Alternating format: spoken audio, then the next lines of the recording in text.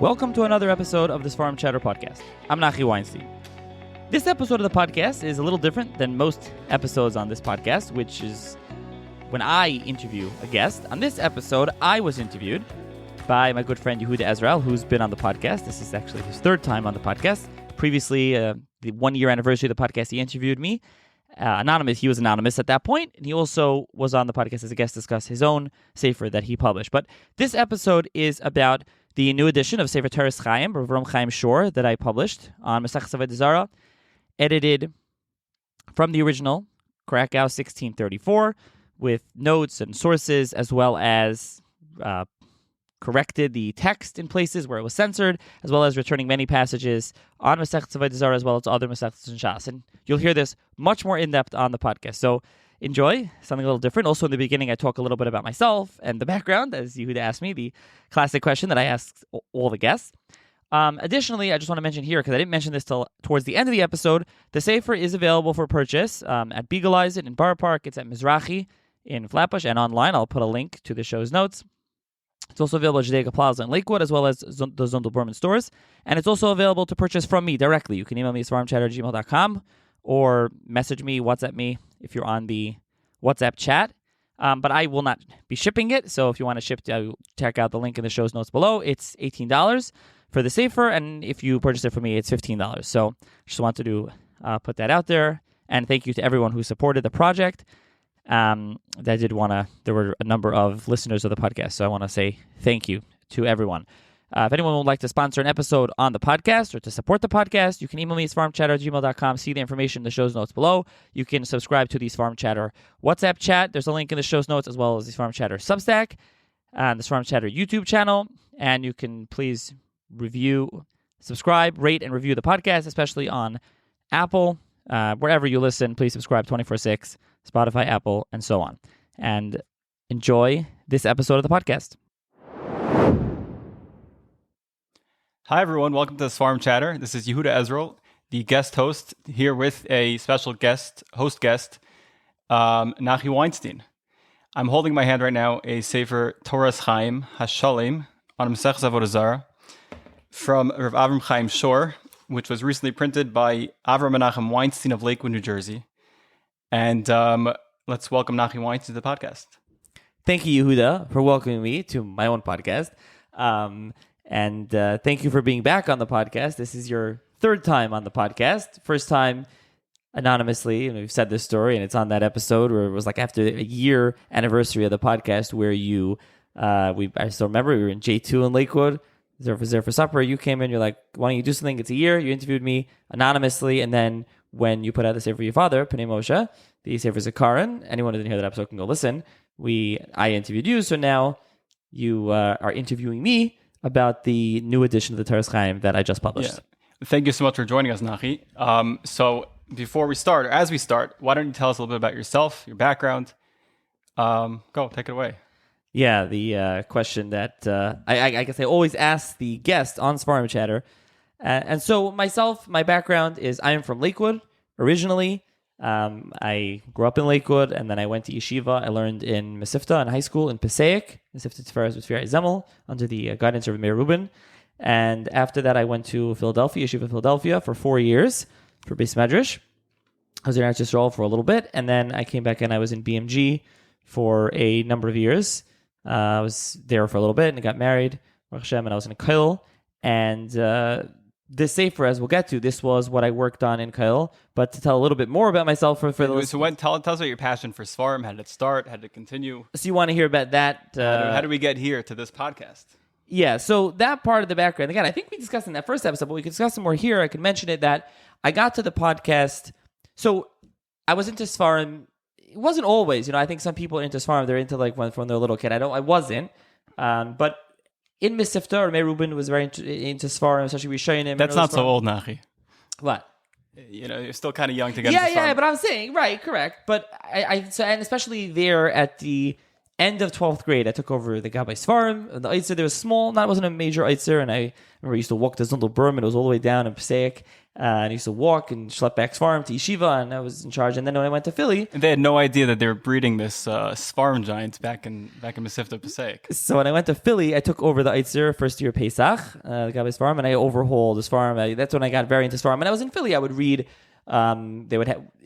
It wasn't nothing. I wasn't reading academic things back then, but when you'd have a Sefer of Masar of Cook or Machon Yerushalayim or whatever it was, I would take on and read the introduction, read the Mavai, what they do, who was the Mechaber, what they do. A big thing that I did, and I wrote about this in Mishpacha a number of years ago, is that the Shem HaGdelim of the Chida, something I read, the Shem HaGdelim, first year, Beis Madrash, before bed, I read that. I went through the Shem HaGdelim, and the Chida really made an impression on me.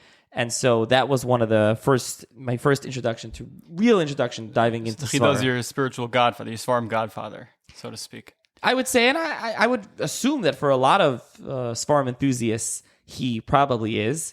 And so, yes, that was one thing. And then slowly, gradually, I got into it. I would buy Svarim, and then I was in Eretz Yisrael. But I didn't know nearly that amount as, that I knew later on when I came back to Lakewood, went to BMG, and then slowly got into it. Actually, I had a different Twitter account that doesn't exist anymore. It's called J-Music-Chatter, and at that point it was music, I know, and you were just making a face at me. And so then I started Seforimchatter. There's still a tweet somewhere, and I've said this story I think on the podcast where I started Seforimchatter and I put up a tweet, and at that point I didn't know what I was doing. I would just write, and I was doing it because there was nothing online. How was I going to find it? Anyone's going to find out if there's new Seforim? So I put up this tweet, and it just said like list of like what was new. And eventually we got to the point where I'd post 4 pictures for those that are familiar, and that was what Twitter allowed, and still is what it allows. I think I joined the tweet when it was still no pictures. I think that's how we originally connected. Could be that's the way. And I posted, so I would post the tweet over there, and somebody commented to me and he said, why are you posting Seforim on Twitter? Nobody's interested in Seforim on Twitter. And I was like, well, let's try it.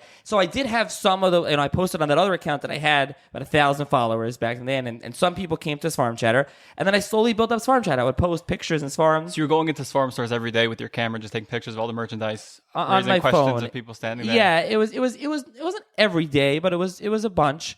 At that point, I think I started when I was in Kyle already, and yeah, this was something that and eventually I started looking online. I would looking on Israeli websites, and then I would start looking at slowly academic, American presses for history stuff, and it went from Seforim to history. And people have asked me, Seforim is Seforimchatter, but a Sefer really is a book.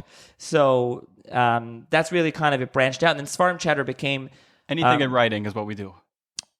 Basically, now I don't put novels and kids' books and things like that, but it's essentially. So that's where Seforimchatter really came from. It grew gradually, slowly, organically, and then eventually... when did the publisher start reaching out to you to advertise their stuff?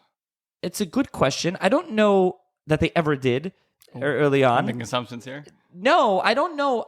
Especially Seforim ones still don't really, not so much. It's something that I eventually reached out to a number of them slowly on, and early on I was like, maybe send review copies and posting stuff online, and it kind of got rebuffed. It didn't really go over well, but eventually it did, and slowly that built it up. The podcast really brought that up even more and brought it out even more than just having the Twitter account.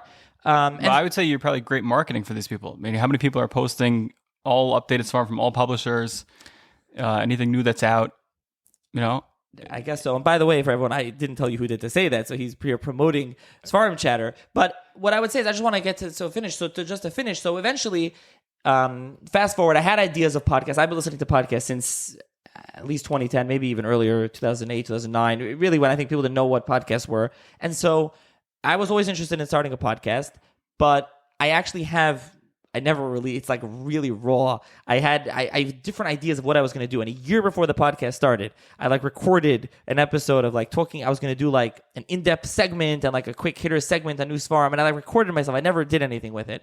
And so a lot of raw content hidden in Seforimchatter archives. Yeah. And so eventually I just shelved that idea. Now, at that point, I was in Kiel for a number of years, 5 years, and I took the LSAT. We'll put some cutscenes at the end, maybe. We'll see. I took the LSAT. I started studying for the LSAT. I took the LSAT, so the podcast was shelved. And then fast forward to COVID and lockdown, and everybody was there. And I was like, you know what? And I was on Twitter. I'd never said my name. I'd never put my face out there. I was like, you know what? Let me just go for it. And I did. And I went downstairs, my basement at that point, and I started recording the episode, and then when there was the Twitter live. The live shows were fun. The live show, the Periscope, everybody was busy Comment hacking. in the middle.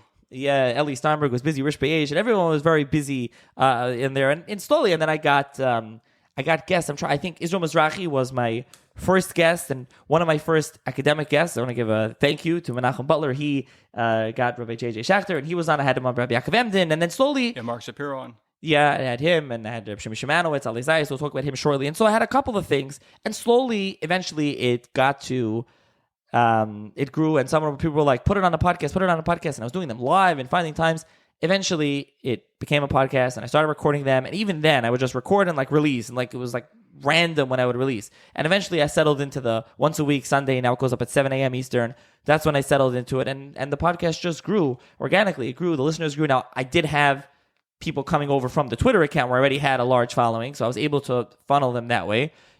So people ask me, like, when you start a podcast, how do you get listeners? I said it grew organically, but I did have the core, a few hundred that came right away from the Twitter and then the live and then to the podcast. The Nachi loyalists, we call them, yeah.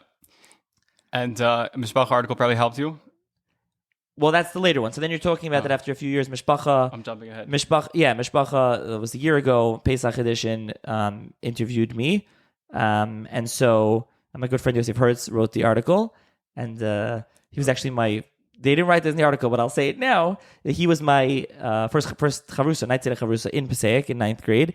And so that definitely helped. It, brought Seforimchatter to more people that know, and people still keep finding out about it. And then something more recently that I finally had never, kept pushing off, and I finally did it was open a WhatsApp chat. I had some chats where people could talk, but that just became, I couldn't manage it, and it was too much at the time. And so it's an admin only chat where I put, and people are on WhatsApp. People want to, see that, and it's Twitter's kind of not the same as it was, I think. And so, but back to the podcast for a second. I know this isn't our topic, but what does it take to get on the podcast? I know this is a thorny question, but who qualifies? At the beginning, I know you're doing Mechaber Svarim and like a few known names, and over time, it seems like you've been picking up tons of people.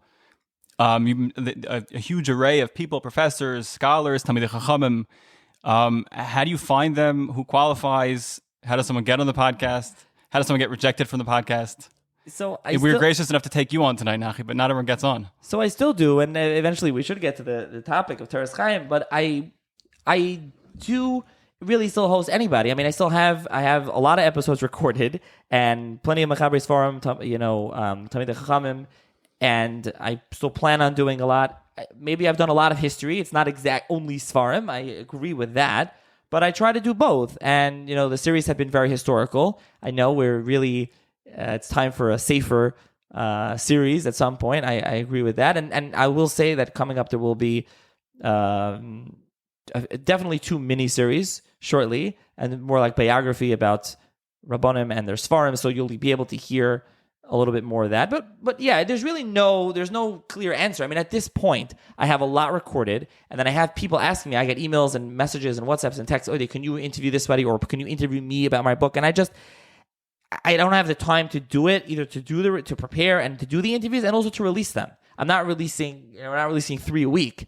The listeners just can't. It's too much, so that won't happen. But yeah, there's no specific qualifications or not that has to be on the podcast. If anything, I want the podcast to be balanced. I want it to have Mechaber Svarim and book people and academics and whatever. I want it to be balanced, whether it is or isn't. That's what I'm trying to do. Wow, amazing! I think you've done an incredible job of bringing a wide array of people and interesting topics. The series is as well. I can't say I've listened to all of them, but some of them for sure. Anyway, so let's this segment of the podcast I think we'll call Seforimchatter, discussing Seforimchatter. Moving along, so let's discuss this handsome Sefer. So Sefer Toras Chaim, I guess, give us the origins of this project. Some people consider this almost like your rite of passage. You've been interviewing all these Mechabrim and authors all these years. We're waiting to see your output, and this is your Bikurim of a Sefer. So how did it start? Yeah, that is true. Baruch Hashem, Shechiyanu v'kimanu l'gilon l'zman hazeh, right? And this is really my first work, and so the genesis of this work is when I was in Kollel, and so essentially we'll go back to there. I was in Kollel, and I had been learning, and I say this in brief in the beginning of the book in the Dvar Machadim, that I was learning in Kollel before Kollel, actually. When I was in BMG and I was single, I learned Night Seder with my good friend Shmuel Tabarovitz, and we were learning Avodah Zarah in Robert Shul in Lakewood. and K&A. And at that point, we did about half the Masechta. And then I got married, and different things happened. We stopped learning. We stopped learning Avodah Zarah. So when I came back to it, I was in Kollel. I came back to it at some point, and then I picked it up again. I was half a year later. I'm not sure exactly what it was. I picked it up again, and at some point I was like, You were learning with the Toras Chaim at the time? No, I was learning Avodah Zarah, and I was like, let me continue. I want to continue. I want to finish the Masechta, but then halfway through, I don't know why I picked up Toras Chaim. I guess I'm really not sure why. I decided I known Toras Chaim. It wasn't like a favorite of mine. It's a Kishmaka Sefer. It's in the back of the Kovitz. It's in the Kovitz. Most of the Kovitzim. I mean, Avodah Zarah is no Kovitz, but it's definitely, and it's an enjoyable Sefer. And we'll get to. It's very pshat. It's really on Gefes. He goes through Agadata. It's a light read. It's very easy to read, which he writes about, and we could talk about that. So. And this is somebody, by the way, I'll just mention right now, he dies in 1632. So we're talking a while back. Spoiled the ending. But I'll leave it, I'll just mention that. So I started learning Avodah Zarah, and I continued learning Avodah Zarah, and I picked up Toras Chaim, and I said, I don't know why, I was like, let me work in Toras Chaim. I had been interested, as I mentioned, in Mosad Rav Kook, and Machon Yerushalayim, and Avat Shalom, and all this farm that have been doing, the edited editions. Meaning there was no updated edition of Toras Chaim. That's what you're saying. Correct. And I was interested in, I'm not someone that's going to write their own Sefer of Chidushim. Not yet. That's for a different thing. I'm a believer in editing Sefarim of Rishonim and Gedei Achronim, and we should put those out, new Sefarim. And if you want to put your Torah in the bottom, you can do that, which I didn't exactly do, but we'll get to that. So what I did was I said, okay, let me pick a project now. Why this over Lechem Starim or Ben Yishleim or other ones on Avodah Zarah that haven't been done? I don't know. I picked up Toras Chaim. I said, let me just do this. So I started learning it. And I was like, so all the Toras Chaims, there's a 3-volume edition right now that's available, Machon Even Yisrael, and there's no Marmar Kaimis, also no sources, no footnotes, no RSS, there's nothing in there. And I was like, okay, let me go through it. And as I was going through it, I threw into my mind that Avodah Zarah is a very censored Masechta, if anyone learns it, especially with Eizvahad Gemara today, and there's a lot, obviously, the topics there.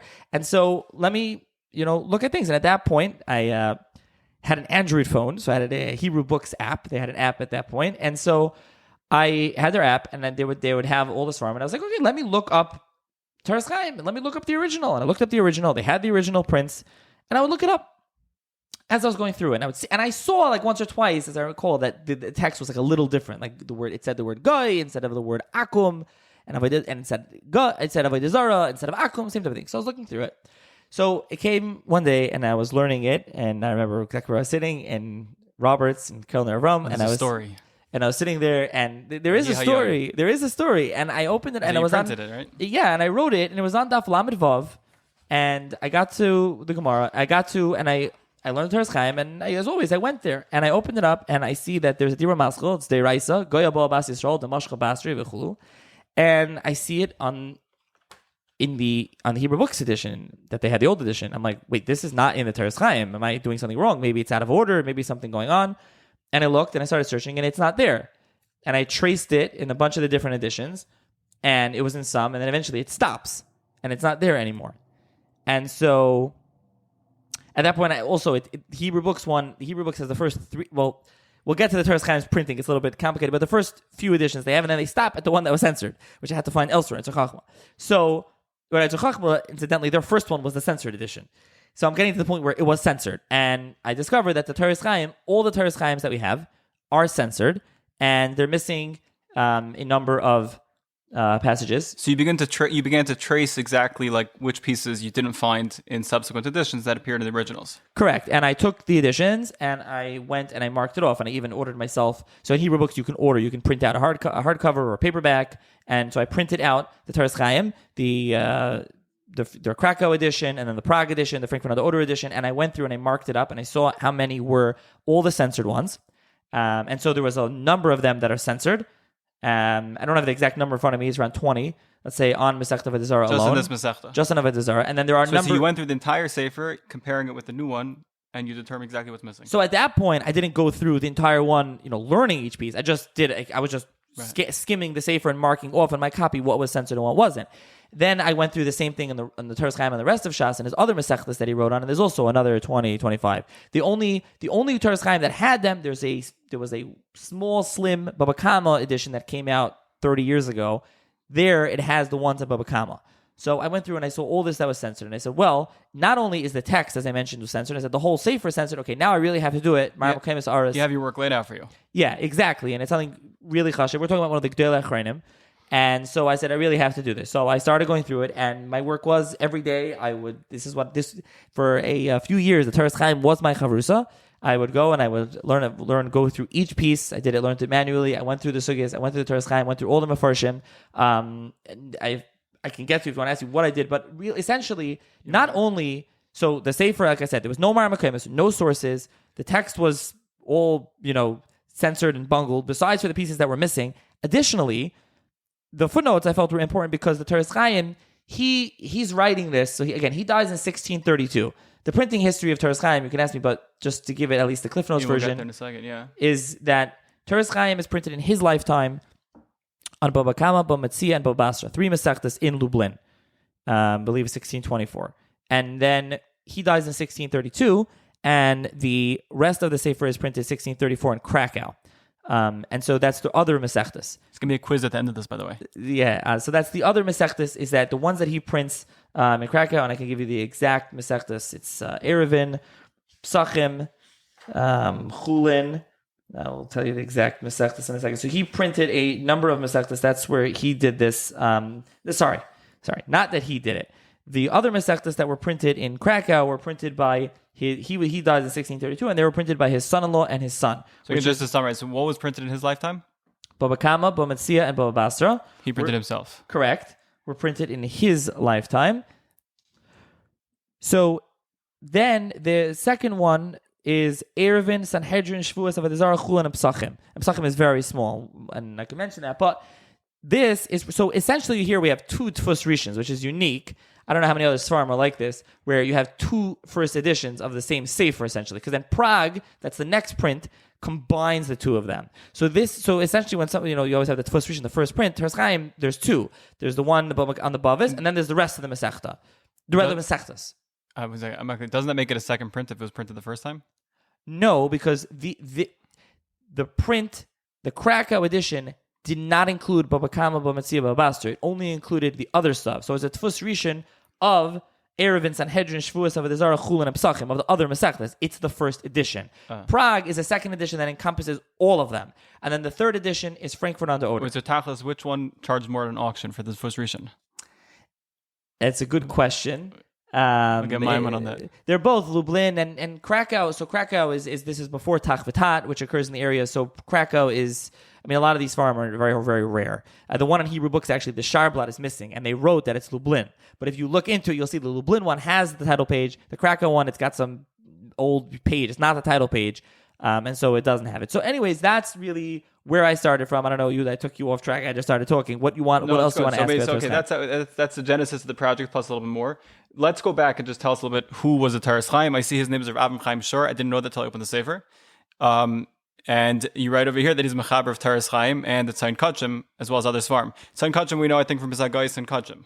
Yes. Tzayin Kachim is on Kachim is printed much later. So the Toras Chaim, we don't know a lot about him in this Sefer, and I will also try to outline. We know when he died already because he told us, but yeah, I'll also try to outline that. I think the Sefer is obviously it's on Avodah Zarah, and I also here not only do I think it's a chashuv Sefer. Obviously, I am Negei B'Davar. This is my work, but it's a very chashuv Sefer. I'll second it. Not only is it a very chashuv Sefer, it's also I think people pick up a Sefer from Masechet Avodah Zarah and go, why should I buy something Masechet Avodah Zarah? Because there's a lot more, and I'll get to what I add in here. But one of the things that I already added is a mavai, is an introduction, 15 pages, a bio, with, by the way, 10 or so pictures, like scans of old editions in color. In color. We printed it in color, which is easier to see. So the Toras Chaim, so as you mentioned, his name is Avraham Chaim Schorr.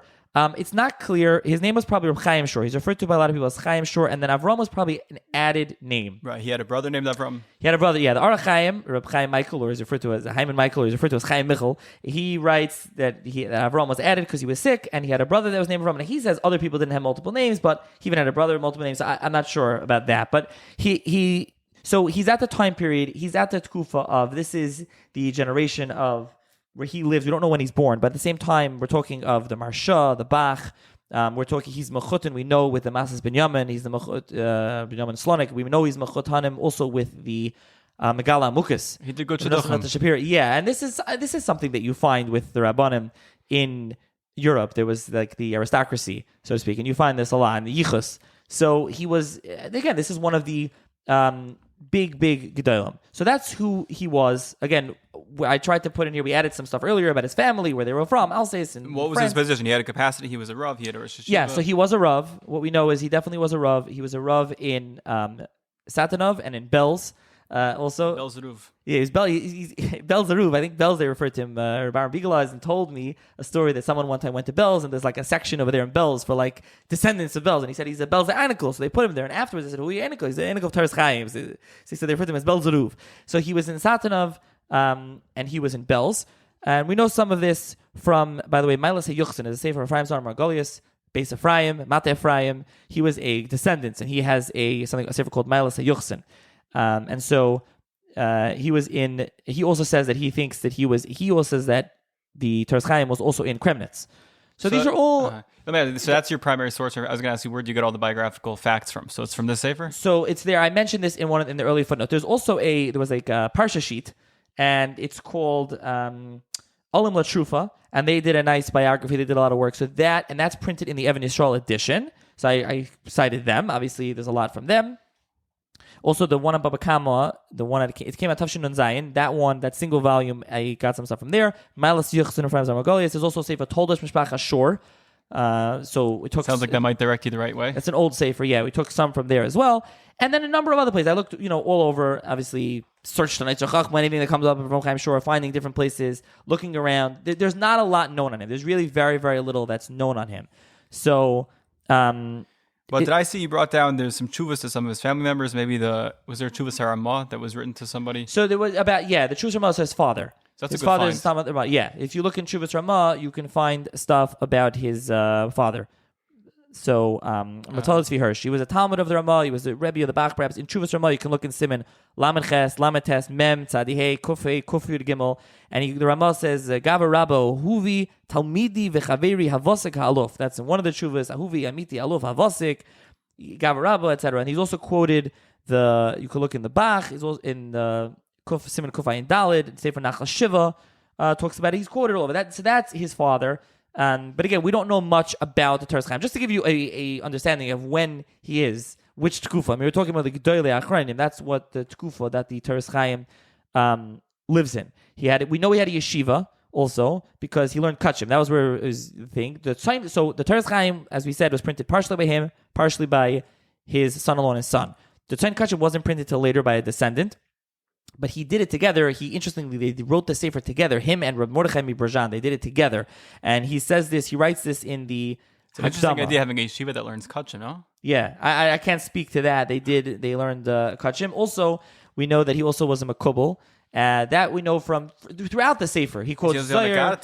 He's very busy with. Yeah, and we got to that. But the Kabbalah, he quotes Zohar. He quotes a lot of Kabbalah, and also Ephraim Zamagolius. Malos Yochanan says that Bidei Nechter Rabbeinu Hoya Kisvei. He says Kisvei Kabbalah Maisius Mizrahi V'Gam Sipur Neflois Maisim Sha'isa. So he said there was like Kabbalah Maisius and different things. And also there's a story. You had a good footnote here. There's good story. Yeah, this is quoted in the other place also. So when he was in Satanov, there was a Maisa about the Gilgal. It's printed in Sefer Elam. Sefer Elam is Rabbi Yosef Shlomo del Medigo, Yosher Mikandia, and Yosher Mikandia Sefer Elam, a fascinating work that really should be a topic of its own podcast.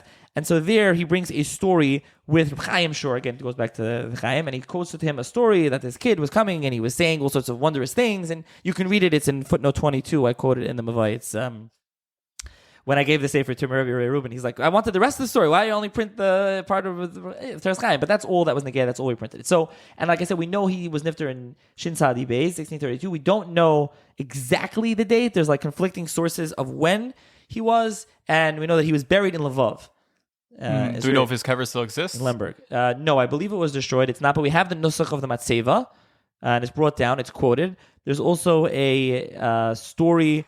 Well, interestingly, on the kever, says I think it's quoted. They brought down. It's said that it's from the nusach is like a standard nusach from the Rif. And one of the things that it says here, it says Hu Agoyin Avraham Chaim Schorr Ben Agoyin Rav Naftali Schorr Hu Chibur Sefer Toras Chaim Al Shisha Starim. We don't know of any Sefer Toras Chaim Al Shisha Starim, so I'm not sure where that is coming from exactly. Maybe it said Al Shas and like this is again, this is what we have. So. Again, this is So that's who Avraham Chaim Schorr was. Yes, That's then there's a story actually when he died and the schlepping of this whole, it's like a Hasidic Maisa in footnote 27. You can read it. And Erev Shabbos Levaya. And Erev Shabbos Levaya. Yeah, you can read the whole story. I'm not going to go into the whole story. So that's who he was. And again, the Tzayin Kachim, as I said, was printed by his descendants.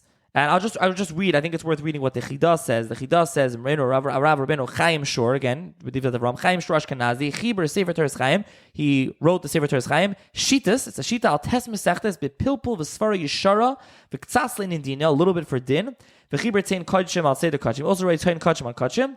V'Sham Harbe Yanyana Me'arav Nechtoi Derech Churfa. There's a lot from his descendant who wrote who published it. And he says, the descendant says he added stuff, and we'll get to that because that's important. I actually should mention that here. And he says, "V'chol makom shemasker harav birchas hazevach v'tfuscha shefenk v'tumein harav nechtoi." He said that's coming from the descendant. That's important because I think it's worth mentioning that there's a bunch of times in Tzayin Kachim it says Mem Vav Marsha, which probably is Mori V'Rabbi Marsha. So you think, maybe he's a student of the Marsha, which maybe, but it doesn't really work. They're kind of like contemporaries. We don't know anything. He doesn't quote the Marsha ever other than there. Again, just as we quoted from the Chidah, and as the descendant himself says, he added stuff.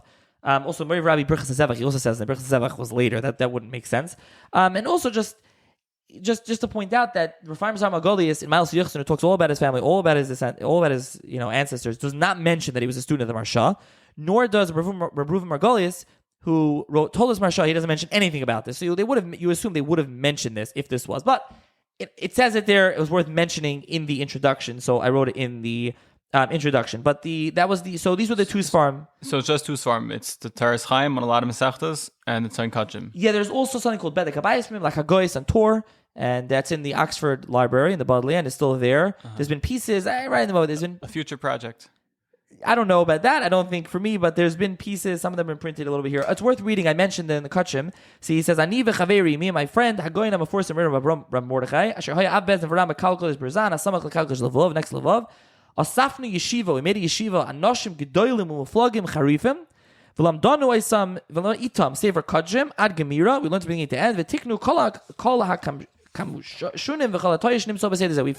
corrected all the issues, and as many know, we corrected a lot of the printing mistakes and things like that. Now, yeshiva, we think of yeshiva like a Mesifta. This sounds more like a kollel, something that they went together and they got together. That was what a yeshiva more meant. So that's something that they did. Now, the Tzayin Kachim, interesting. I don't know if you want me to talk about it here. Yeah, go for it. The Tzayin Kachim is so they was printed by. Originally, the first time was in Wandsbek. That's in Altona, Hamburg, Wandsbek in Germany. The second edition was printed, I believe, 1811 in Lvov, and it was printed, it says on the title page, it was printed by the Chayzim Lublin. Oh. So the Chayza, how does the Chayzim Lublin get to here, the famous Chayzim of Lublin? So it's worth reading. And as something also, like I mentioned, besides the whole Mavai that you get in this, even though it's only Avodah Zarah, I also printed all the old Haskamas. So any old Haskamas. Right, and it's on all the Sfarim, not just on Toras Chaim, on Tzayin Kachim, the different prints. So it's a lot of nice Haskamas here. I started with the Haskama from Madras Prague. There's actually a long footnote here about Bezdin Moira Shava, or it's Moira Shava Apalantin, or is it maybe something else? So at the end it says Hey Gimel Hey Mem, and my good friend Moshe Maimon is in the podcast. Well, he signs his name the way Hagoyis Maimoni. So it's his footnote. So if anyone has any issue with the footnote, you can take it up with him. He was the final editor that I worked with at Machon Ali Zayas when we were preparing the Sefer publication. So he's like the Toras Chaim's grandson, adding in his own. Well, he wrote that. I told him he has to sign his name on it. So there's a couple of Haskamas to mention. There's the Haskama from the Knesset Cheskel. It's actually we should mention the Haskama from the Pnei Yeshua on the third edition.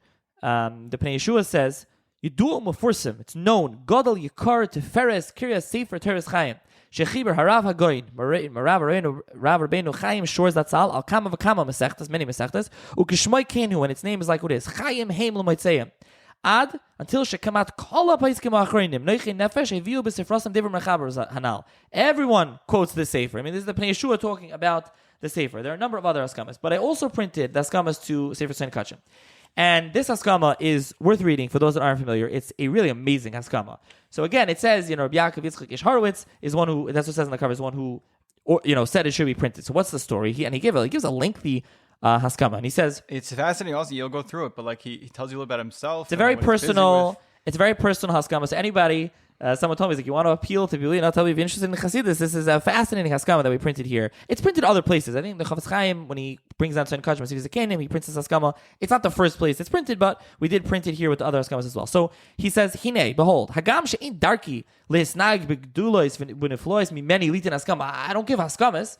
Ki eni le rav le magid. I'm not a rav. I'm not a magid like a darshan. Ki im b'makam hechrik that I have to. She'iyav shebeloy zel l'tzonei yisparach shemoy. In a choyshel l'shum inyan b'inyan zeh. Gam kein nirali shu le mitzvah gedoyla. It's a big mitzvah. Hey yois.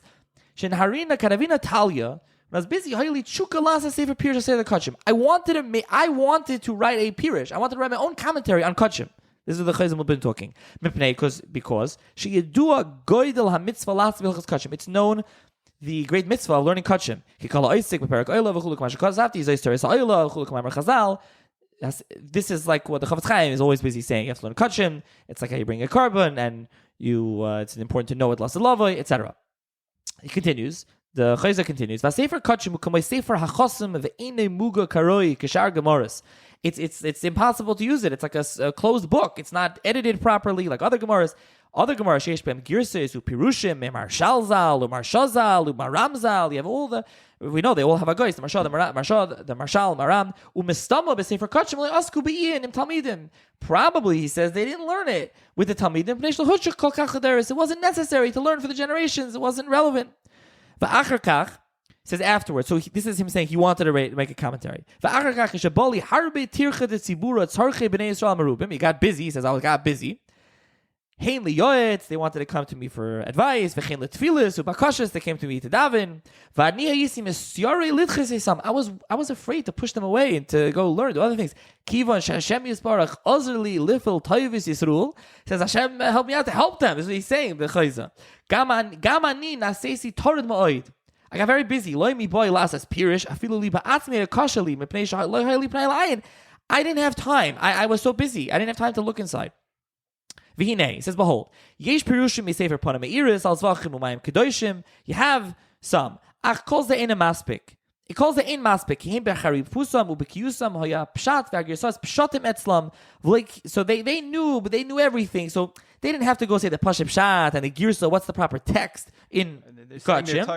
But like kivnu rak lahakshis uletaretz kidu. They just wanted to go and ask questions. V'sefer berachas hazevach ubekitzur ma'oid. It's very very short. Many years. I was asking, begging many printers. Please print Tzon Kachim.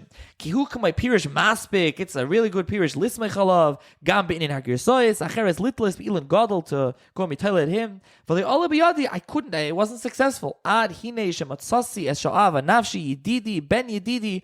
I found the one I loved, my son, my friend, the son of my friend, who are Rabboni, Marav Rabbeinu, Eliezer Zeb, Hamanech, Harav, Marav Rabbeinu, Harav, Tzvi Hirschzal, Shaya Ben Beisi, Umaskim Litva Sefer Zeh. He agreed. Amarti Lichtav Kol Zeh. I said to write this whole thing. La'anoshim ke'erki, v'asher devroyu mekubalim lehem, that they'll go and they'll accept my words. Sheroi lechol lamdin. It's roy for everyone who's learning. Liknes has Sefer Tzon Kachim, to go buy the Sefer Tzon Kachim, v'lum Maseches Kachim, and you should learn Kachim. You shouldn't worry about how much it costs. He doesn't say anyone that's learning Kachim should buy the Sefer. He says every lamdan should buy it and then learn Kachim. Yeah, it's a really great haskama. And he says like it's brought in a Sefer Chasidim. Kishas. He says liknois hu mitzvah yoiser miksiva Sefer Torah. It's better to buy than miksiva Sefer Torah. Kivan should not know rishus lahatfus mishum eislas Hashem. V'zet tzarich l'chol lamdan. V'kama Sefer Torah aimdim she'im karim behem. V'chin kas Sefer Chasidim. I don't want to say today. He says. Sefer Torah is many Sefer Torah. Sefarim learning Kachim, people learn Kachim, and you have this today. Everyone's always making Sefer Torah campaigns and bringing Sefer Torah, and the Tzon Kachim says, and the Tzon Kachim. The Chayz is quoting Sefer Chasim. No, you should go print out the Sefarim, print Sefarim, and buy Sefarim that aren't used, and you should be learning Kachim. This would be a good time to appeal for your next Sefer now, for all those people writing Sefer Torah. This is, and he says, he ends off Alkain, Heftachti. He's giving Avtacha. Gamani liknis mimenu v'haya b'zeh. I'm also going to buy one. To be b'shalom shenizke lasis karbanas bepoil bebinyan beis hamikdash b'mehera v'yamenu koi divrei Yaakov Yitzchak b'Rav Rabbeinu Avraham Eliezer Alevi's laHorowitz milonsat hadar b'kal kodesh lublin.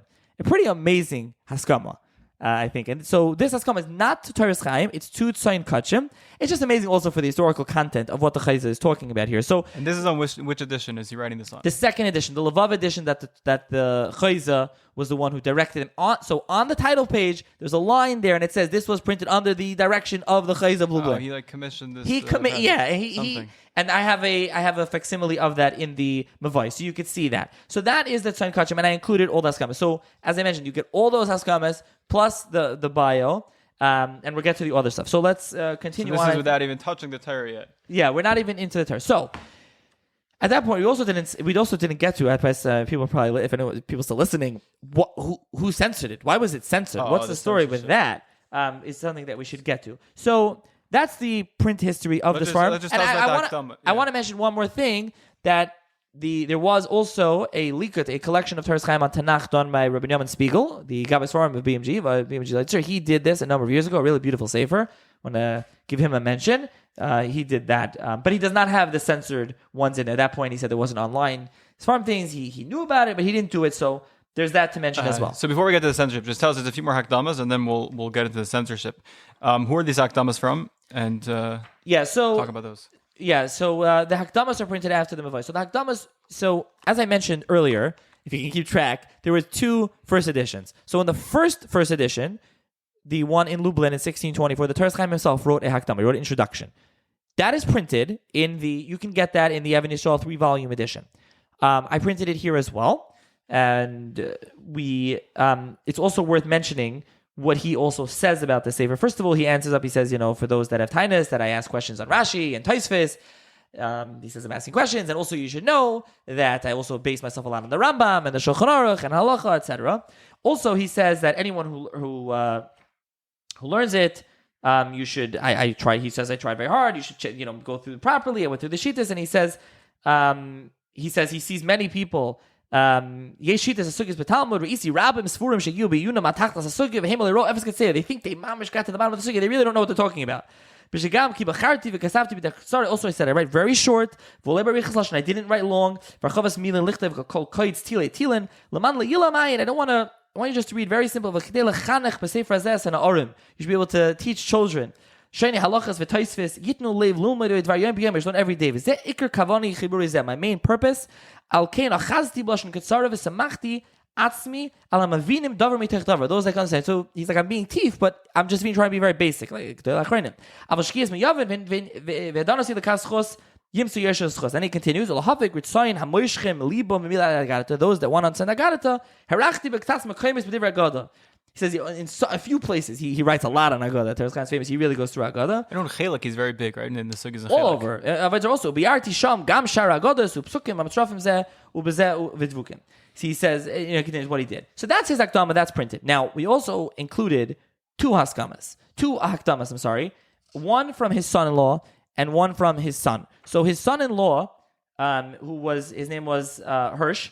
And he was, there's a little bit in the footnote there in that Hakdam. I did some biographical information. There was a new Sefer actually printed recently. I got it from Biegeleisen. I don't know if it was sold anywhere else. Called Beis David Shlomo. It's a small Sefer on Avos, written by Reb Shlomo Dubna, I believe, not the later on Solomon Dubna, not Shlomo Dubna, the later one. It's different earlier. And there's a little bio there. So this story, this son-in-law, first of all, he writes a whole Hakdam. He also answers up. He goes, I'm answering up for my father-in-law. If he's saying he's asking on Rashi and Tosfos, I learned by him. He goes through, he explains it extensively, and he says it was there. I was always learned by him. I was very simple to him. Also, he compares the Mahalach of the Toras Chaim to the four rivers, Pishoin, Gichoin, Chidekel, Pras, and he goes through, he lays it out. And he also says something fascinating. And he says that when he's talking about Toras Chaim, he says, Mitzur Fazeh, Ki Gam Mishmaya. Also, min hashemayim askimu aleh the Mori v'Rabbi Chamizal. My father-in-law, lechaber sefer alaz. They were maskim min hashemayim that he should write this sefer lohitziel ar mishpate, and that he should publish it. Kasher niglaloi, that was revealed to him b'chizoyin laila in a dream. Kasher komes atzleinu, that we know by us. So he says it was a dream. Toras Chaim had a dream. Now there's also hakdama from the son of the Toras Chaim, who signs his name. Koydivri Akatan Hashafel Tzvi Ben Arav Hamachaber Hagoyin Hagodol Ram V'Rag V'Av Bezin Avraham Chaim Schorr. Hanik Hirsch Schorr. Chsan, he was called Hirsch. Chsan Hagoyin Hagodol Ram V'Av Bezin the Krakow. Kamarav Rabbeinu Nosson Shapira Zal. Who's Nosson Shapira? The Abbez in Krakow. That's the Megala Amukas. And the Megala Amukas Tanyana that was printed from manuscript, there's actually a piece in Parshas Boy that quotes Chasni Tzvi, so I quoted it here in the footnote. So it's true. It lines up. And you bring down the piece in the footnote. You can I quote the piece, the entire piece, here in the footnote. And getting back to it, his son also says, Shekain Gilo Ladoni Avi HaMachaber Balachaloim, the dreamer, Dvorav Kainim u'mitzedakim, kasher advorim reshuvim b'ksav emes u'mechukakim, bought b'sefer ksav yad adoni avizal mevorim meduktakim. So he also is alluding to the dream. Now, these two introductions, as far as I can tell, these two have not been printed since 1634. Oh, wow. So they're printed in here. We published these in their entirety, and also the one in Hebrew books doesn't have it. But now there's a scan at the National Library of Israel, which there wasn't. So when I started this project, there is now a really nice scan there, and we got these from there. I also will mention just one thing, that the National Library scan and the Hebrew book scan don't have psachim in them. It's very short in this Krakow edition. It probably was the last thing, and I think it is the last thing, and it got destroyed. After I published the Sefer, I saw in the Eitzer Chachma forum, they're busy talking about, it's not Eitzer Chachma, and then I saw they were like, we want to get a copy of it, but the early printing, but where is one that has psachim? And someone posted he got from somewhere a file, and it was like, even that one was all written up, and I think someone wrote, Haniach, Bari Rashi, these wicked mice that ate or whatever. So those introductions are in here as well. So as you can see, I hope, there's a lot of extra material. We didn't even get to Avodah Zarah yet, and what I did on the Masechta, just additional bonus material, the Akdama of the Toras Chaim, the Akdama of the son-in-law, the son, the bio, all the Haskamas. The introductory material runs about 50 pages. That's in the beginning of the Sefer. It's a pretty loaded Sefer. Okay, fine. So let's get to the censorship issues. And so just give us some background for when did the censorship take place, which editions, you mentioned that before, but just go over that again. What were they censoring out? Who was censoring? And I guess your process, and I know you said you went back to the original Seforim, you went back to the original prints to find the segments that were missing, but just give us a background to the censorship first. Let's start from there. So the censorship, as I said, I found it when I was learning, and I went through it, and I compared it. So what happened was the first printing, which was done early on, in the early 17th century, there was no censorship. They printed it as is. They had no problem, and that was printed in Poland, and so in Lublin and Krakow.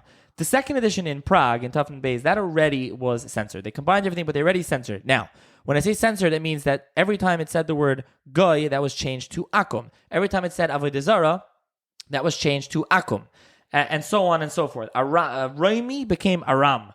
Kol Atzalmim became Kolo Alilim, etc. So they started changing things. Now, there's only one piece that's censored between those two editions. That's in Sanhedrin Daf Mem Gimel. That's a censored Gemara.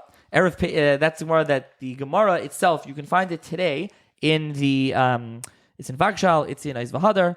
It says, Vatanya Ber Pesach, Tlul Yeshua Noitzri, etc. This is obviously a loaded Gemara. So that piece was censored, and the piece that Toras Chaim says, Ber Pesach, Tlul Yeshua. That's back in here. But it's in what we'll get to. I have a Nisbach, I have an appendix in the back that included all the pieces that are censored on the rest of Shas. But I also quote that piece in the introduction. So all that was censored by that second edition, and the third edition in Frankfurt on the Oder just essentially copy paste from the second edition. They changed the text already, and they censored that one passage. In 1834, in Sudlikov, it's relatively minor until this point, meaning you can figure out what textual variants and one passage missing. Okay. In 1834, in Sudlikov, which is in Ukraine, there's a press there's a Silikov, they issued that press. Maybe listeners are familiar or not. You can see really beautiful title page. The title pages are really nice. Red lettering. I put in the color. It's really nice in the facsimile in the Sefer, and you can see it's red. Toras Chaim and Basilikov. But the thing is, there's no that's the one that's censored, and it's not hidden. If you turn the page there's a censor's mark in Russian. I had a friend that's Russian. He translated it, and the censor's mark essentially says this Sefer was censored under the censor Leo Borovsky, and it has to do with Tugendhold. Now, just to not to bore everyone, and I wrote this shortly. So this Borovsky, Reb Chaim Lieberman, he was the librarian in Chabad Lubavitch's library. He has a 3-volume massive work on print, and it's called Ol Rachel. And he writes in Ol Rachel that Borovsky was an Am Oretz, did not know Hebrew at all, and there was two Tugendhold brothers, Yaakov and Wolf. And the two brothers were the censors, and it does reference them here. And Borovsky was the printer? Borovsky was the official quote-unquote censor. He was like a professor in Vilna, but he wasn't the actual one. He was just like the guy that signed off on it. There's an article, for those interested, there's an article called The Brothers Tugendhold in Jewish Censorship in the 19th Century. In addition to some traction in the Warsaw 1853 Homash, written by Eli Genauer and Dan Rabinowitz in Chakira, the Flatbush Journal of Jewish Law, volume 27, in fall 2019, page 147 to 166. And I do quote that article here. I mean, I did a lot of did this research before the article, and they don't mention this in the article. They just talk about him in general, and so. So anything that came out of this printing press was censored by these Tugendhold brothers. Essentially, and they do go into what they censored and what they were censoring. Because if you look, and essentially what was censored is, talk about that first piece on Daf Lamed Vav. The first piece that I found, I mean, at first glance, there's not much wrong with it. You're not sure why it's censored, and I can read it. That passage says, the Deraisa Goy Bo Abbas Yisrael. It's a guy that's boy on a Jew, the Mashcha Basrei. So Toras Chaim says, time in the mill, so the reason appears, Nira, Kamisha Kasa, Belikutim Maril. Kutim Maril is a pretty fascinating sefer. It's in the back of the new Maril. The Masha Amru, Haniva Eles, La Arul, Kasha Lifresh. Someone who's nivel to an Arul is Kasha Lifresh, Mishom, Sheisha, Nenes, Min Beilas, Arul, Tvei, Be'ilis Yisrael. She has more no. Vikiva, the Nenes, Man Agoy, Tvei, Mashcha Basrei. She'll run after him. Ava Yisrael, Bala Goya, Le Mashcha Basrei. The Kach Shavaloi, Beilas Yisrael, Zeilis, Kibeilas Goya. This is what the Toras Chaim says. Now, what is wrong with that passage? Because it says the word Arul. Arul to them is like a bad word. They take out anything with the word Arul, like was excised. Just no, but they could have just changed it to Guy. Yeah, but they just removed the word Arul. And I actually, the next piece I brought is actually, there's in the Gemara in Eruvin, Bar Yisrael Abba Lagaya, talking about Avraham Avinu taking them out of Gehenna. And so I actually just quoted, not only in the index, in the appendix, I also put it here also, because it's worth it quoting it right here. It's on the same thing, and that's censored in Eruvin Daf Yotes as well. So essentially, they took that out. There are a lot of Gemaras that deal with non-Jews that obviously were removed. Especially, there's a bunch of them in Baba Kama that are taken out. There's a bunch of those that are all over. You can see the censored passage that are removed. Again, some of them are not necessarily so clear why, and some are clear why. And you can look inside the Sefer and you can see for that. But that's essentially the long and short of why it was censored and what happened. So the bulk of the censorship happened in this 1834 edition. Yeah. I'm getting that right? Yes. Sodlikov. Yes. And then next, when it was printed in Warsaw, they repeated this. And then in America, it was printed. Warsaw, they were just copying over what was printed in Sodlikov. Yes. And in America, it was printed by Chaim Zimmerman. But he just really, as far as I can tell, just basically essentially printed the Warsaw edition. And then in Evan Yisrael. And unfortunately, this happens in new prints, especially the Evan Yisrael one. I thought it was even more censored. But in the Masechta Daf, if I can find where it is. So on Daf Yud, in the Evan Yisrael edition, they're missing from Daf Yud in middle till Daf Yud Gimel. It's just gone. And that's the one that most shuls and most people have. What happened? What happened was, this happens in Zoram, wherever the typist was, whatever, when they turned the page, they missed the entire page. And it's the word to word. So you can tell the top word on the top right, to the word on the bottom left. They just missed the entire page is missing.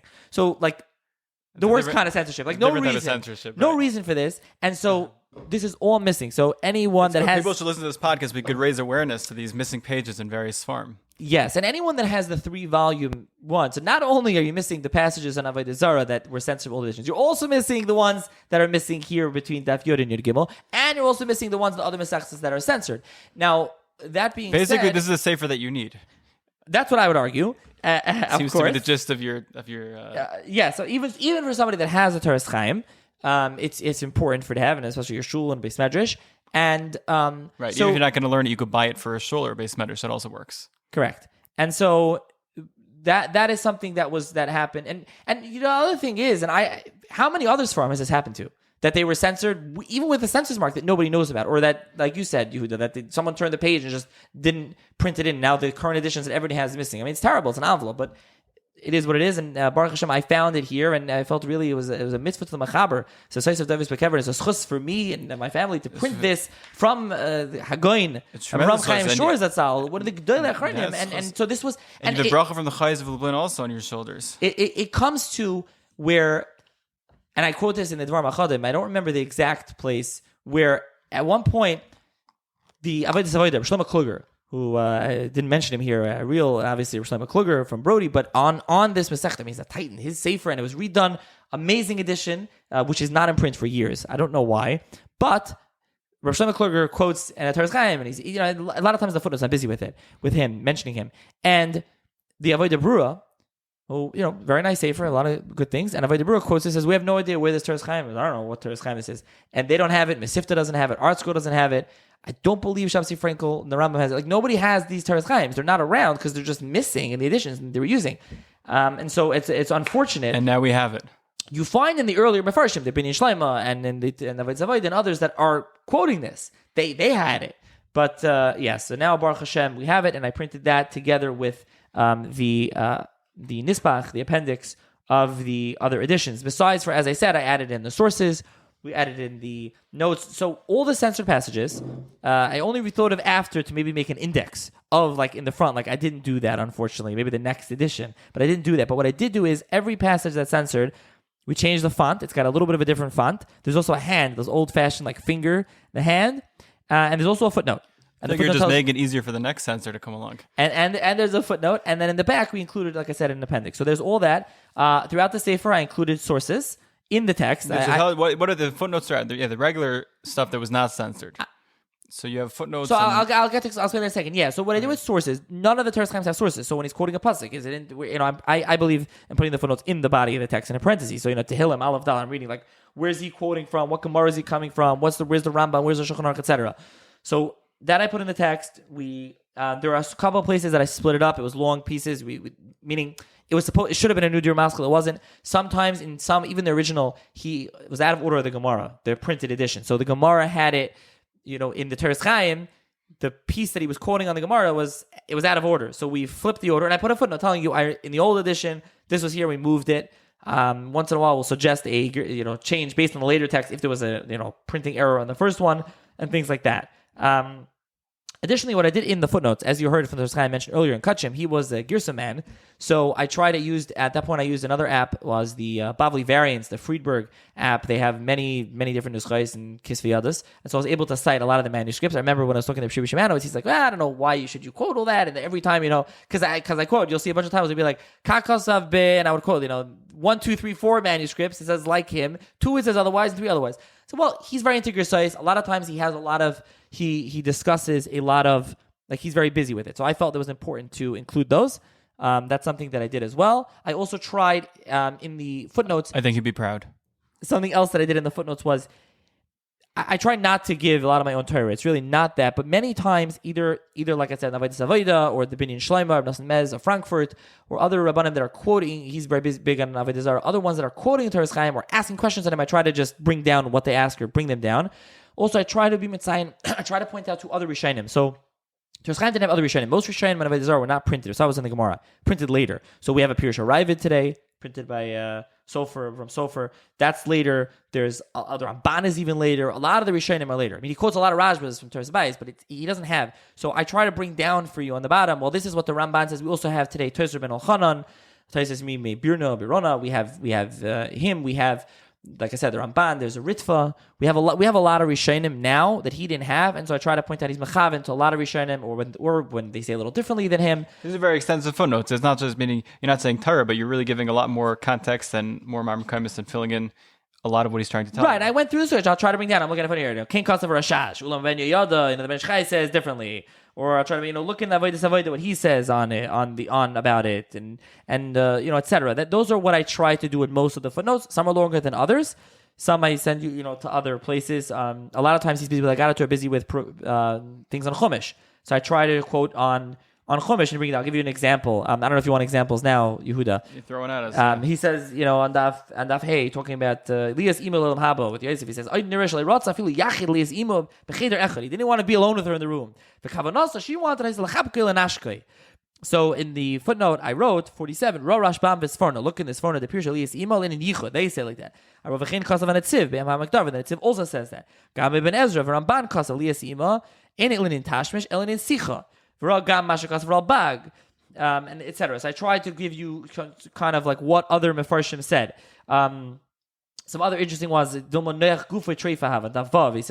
Noach himself was a treifa. I don't know Noach wasn't treifa by the Teva. It says Kasva Taisis.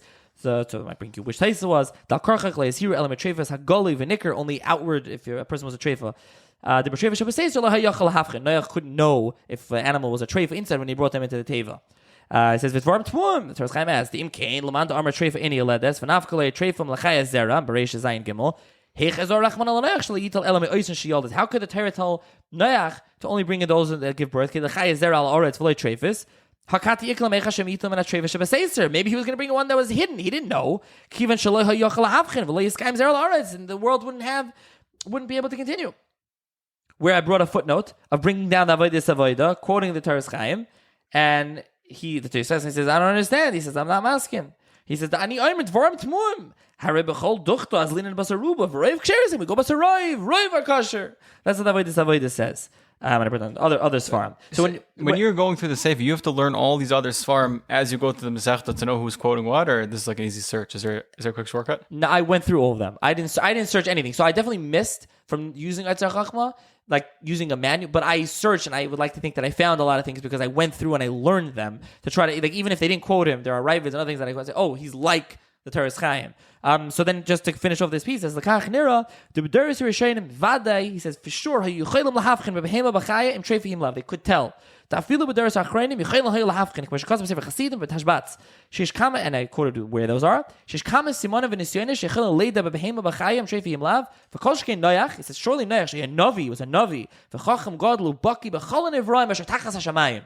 Now I quoted in a footnote Navi. There's a Sefer Ikrim, and then I also quoted in another footnote as well, quoting the Abarbanel. The Abarbanel says, "Ein safek she'noyach yodeach v'chacham b'tivois habalei chayim k'mo she'ya gam kein baki ba'avodas ha'adama u'mitoch chachmasa yada v'havdil tor mitamei shu kivi tivam." So similar to the Abarbanel, and I looked at the Abarbanel just to give you an example of a footnote and of some of the Torah.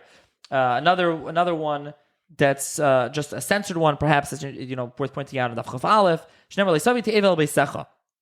Toras Chaim says,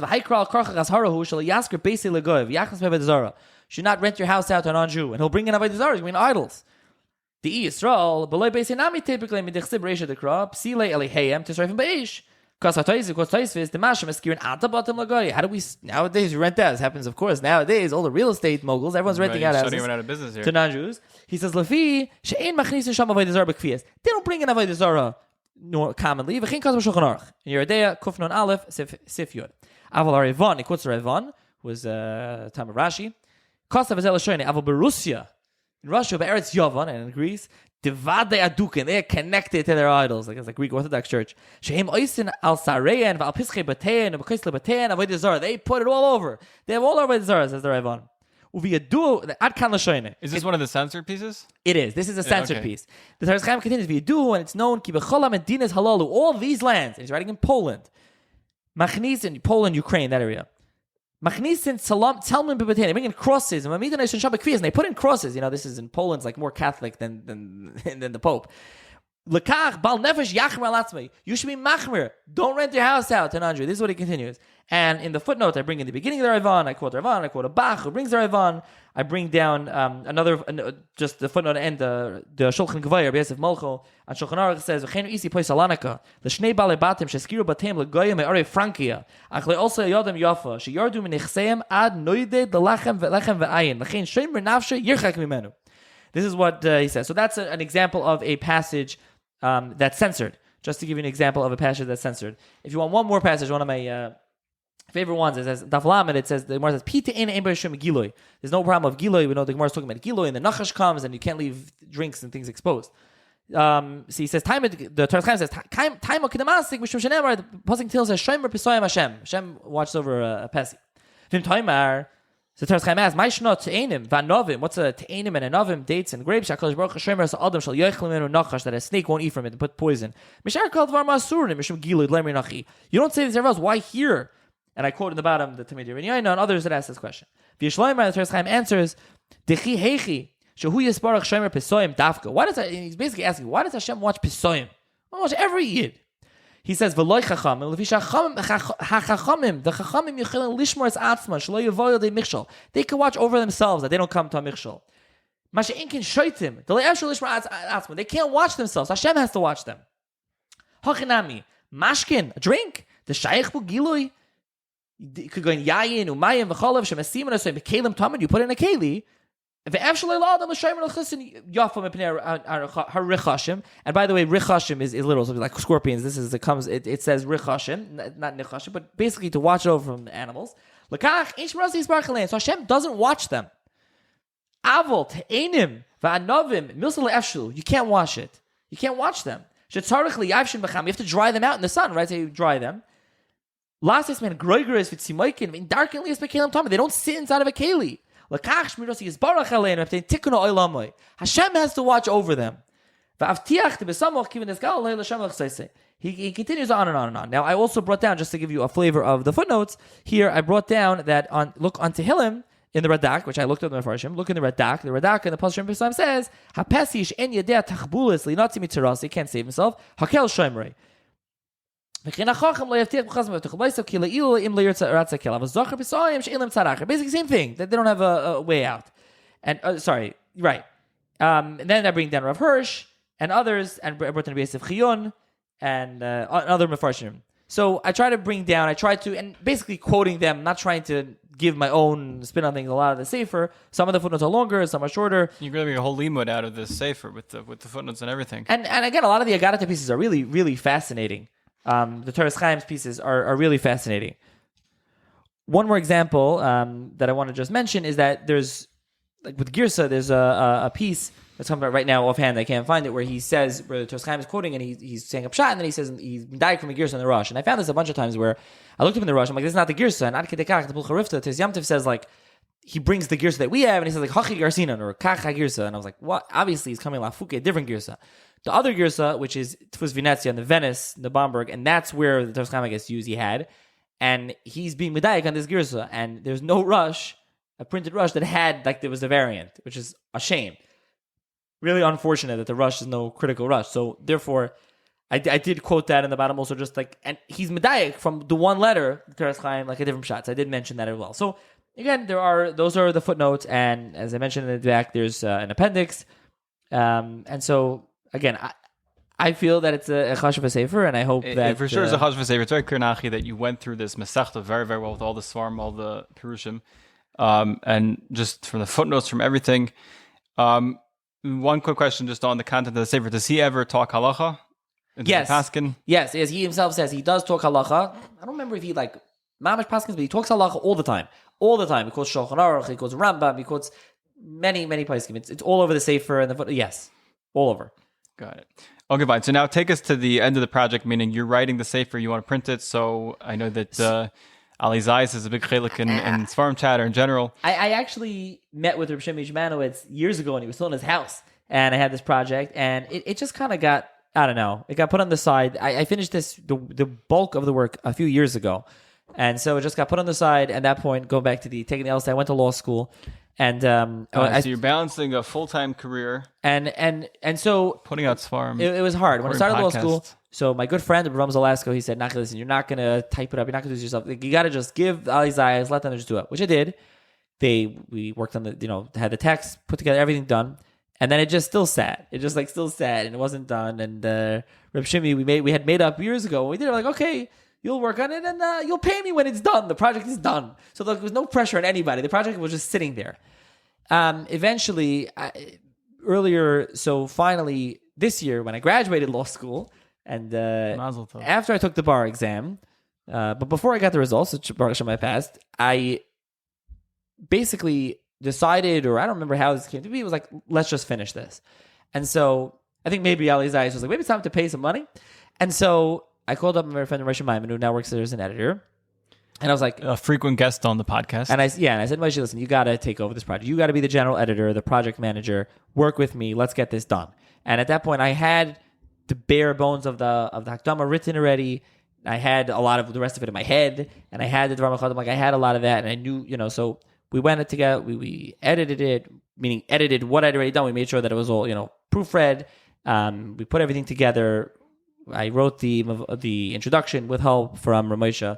And we went through a bunch of different things. And then at the end, we were almost ready to go to print, actually. And I caught one or two printing errors, and I ended up proofreading the entire Sefer. And let me tell you, anyone who's proofread is a thankless job. It's not only a thankless, it's a brutal job. And I went through the entire Sefer. I'm sure there still are some mistakes, but just to catch as much as possible and correct as much as possible. And I don't know if I mentioned this, we went and we just, because the first edition was really the main text, and everything else changed it, I said, let's go back to the first edition and let's just do the first edition straight out. And let's just do that. And anything else, we could just make little changes. So it was easier, but there still were some mistakes here or there. Actually, I didn't read this, Yuda. Just allow me to read a passage. I quoted this in the introduction. I still remember I met with Reb Shimi, and the first piece of the Masechta is not readable in the current one. Just so it doesn't read. This is how it reads.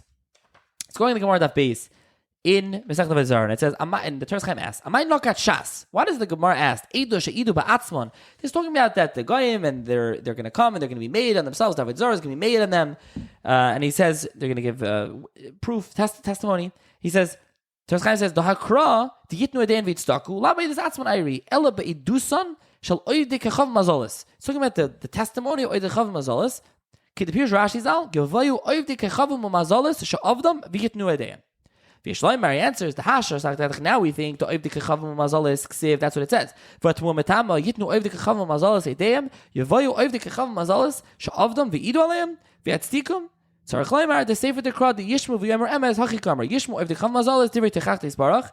He ends off L'Kachanach and Eidosh Idam Atman the Oivdik Kechavim Mazalis Le'Otein. Now I know I didn't translate. I read it a little quick, but everything is Oivdik Kechavim Mazalis. And I read. What? I remember Rishmi was like, "What is this? This doesn't make any sense." When you go to the real one, it says. It says, why did the Gemara ask Eidish Ida Ba'atzman, the Eidish they gave themselves to akra the pasuk Yitnu Edein v'Yitzdaku Laba Eidish Atzman Ayri Ela Be'idusin Shal Avodah Zaris. It's talking about the idols. Rashi says Avodah Zarish of Yitnu Edein. It's going to come give Eidish in them to Hashem. V'yesh Leimar, and he answered Toras Chaim the Hasha Sakadach. Now we think the non-Jews, the nations of the world. V'Tmuametama, we ask Umas Ha'olam Edeim Yavayu Avodah Zaris Sha'avdam. The idols are going to come and give testimony on the nations that they worship them. The Sefer Dekrad, the Yishmu v'Yemer Emes Hachikamer Yishmu Musa Olam Derechachis Baruch. The nations are going to hear. The idols not going to give testimony. Essentially, it conflated idols, non-Jews, or the nations of the world, everything all mixed together in one big mess, and it's all akum. So it's very hard to read. Another example. So anyone that's been learning this piece has not been learning the piece, or has been learning it wrong. Well, I think you can make it out. But it's hard. It's very unclear what another it actually famous means. error. This comes up in a lot of censored pieces where it says Yisrael Sheba Chutz La'aretz Akum B'Tayrehein. Now that doesn't make sense to you because it doesn't make sense. It's Yisrael Sheba Chutz La'aretz Oivdei Avodah Zara B'Tayrehein. This is a classic censorship error. So just to point that out. And I remember that because I had that piece. I remember reading it with Shimi. So. With that, finally we got together, and with Ali Zayas worked through the process. It was doing that, and then it was laying out, picking the font, the cover design. Right? So the design is a nice design, and who's taking credit for this? It's a nice one. I think it was a group effort. I like this color scheme I see in the store. Also, recently Ali Zayas did the Charles Shuvas Parsha Mordechai Bennett.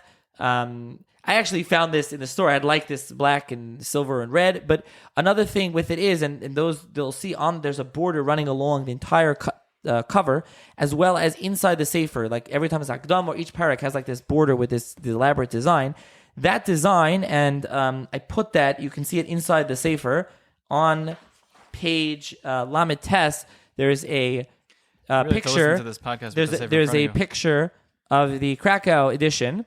And you can see Masechet Avodah Zarah is in that box. So we recreated the box. The graphic designers Alex recreated that box, and that's what the box we used in all the Masechet. And we opened it up. And Shimi was adamant of opening it up and putting it on the cover. So as you look at the cover, it just looks like nice. They don't just reprint Seforim; they reprint the art. But we did it based on that original one. So that was what we did, and it was a pleasure working with them. And Baruch Hashem getting it published. Now, I will mention you, I shouldn't be asking this, but I already mentioned for those that are waiting all the way down, like, where is it available? Where can you get the Sefer? So you can get the Sefer. The Sefer is available. It's available online at Mizrahi. I'll put a link in the show's notes. It's available at Biegeleisen in Borough Park. It's available at ZBerman. It's available at Judaica Plaza in Lakewood. I think those are the stores that it's available right now. And it's also available from me directly in Lakewood. It has my address, my information in the title page. You can obviously email me, seforimchatter@gmail.com, or on the WhatsApp chat, respond to me privately. That might come with an inscription. Yeah, people have asked me if it could be inscribed. It can be inscribed. For an added fee. No added fee. The Sefer is it's $18. I think they're pricing it very fair. It's about almost 300 pages. But I will say as an incentive, if you purchase it from me, it's $15. The stores might not be so happy with me saying that, but that's directly from me though. Now I'm not shipping any. By the time of this recording, I did, I should mention a number of listeners and people and friends gave money towards this. I'm very appreciative. Obviously, my family for all their support, but also for their monetary support of the podcast, my parents, my in-laws, and so also from a number of other people. People sent large amounts of money. There's dedication pages. People sent also people that are, there's some in the back, some in the front, some in the back. There's also people that gave a small amounts of money. People gave $54, $72, $100, $108. I very appreciated it. It really added up. To those of you that haven't got the Sefer, because they haven't got to ship it out, I really have to. So that there's that. Wow. There's a few, only very few, and so that is essentially about the Sefer. So this is a tremendous work. I'm just going to say it again because I'm still amazed by what you've done here. I think Rabbi Yehuda Chassid talks about a mace mitzvah when it comes to Svarim, and I think you've really restored Toras Chaim. You've brought back a lot of pieces that were missing. You've corrected a lot of incorrect Yersais. So Yeshikach to Rav Nachi. The question that everyone wants to know right now is what's next? What's your next project? So I'm not sure yet. Obviously now I'm a lawyer, so I have a day job, and so this gets less time, unfortunately, than to work on projects. And so it's a good question, and I've been asked to continue the Toras Chaim project. Right now, not. That's not in the plans. It's a very chashuv project, should be continued. Right now, as of now, I'm not going to say not, but right now, not. I have a bunch of different ideas, and I'm always willing to listen. And if anyone would like to help fund any projects, one project I'll throw out there, it's not exactly the same. I wouldn't sit and go through the whole thing, but I was talking to Rav Shemaim, and we came up, we think it would be very chashuv to reprint Nishmas Chaim or Menashe ben Israel, and the Neshama, really cool Sefer, very unique. It's not kind of your standard. And maybe that's where my interests today are different than when I started this project, but that's something. But that the text needs to be worked. There's a bunch of different things there, and if anyone is interested in funding that project or being involved, at least to get off the ground, please email me, seforimchatter@gmail.com. If he gets 20 emails encouraging to do it, he might do it. So if you're interested in that, it's also a funding question because that's going to require. We ran the numbers. It's going to require money just editing the Tfus Rishon and putting periods and commas and like the sources could be done by somebody who can hire an editor to do that, etc. So. And there's an English edition that's come, full English translation, nice annotated edition. That's a different thing. We're not involved with that, with Libman Library coming out of that.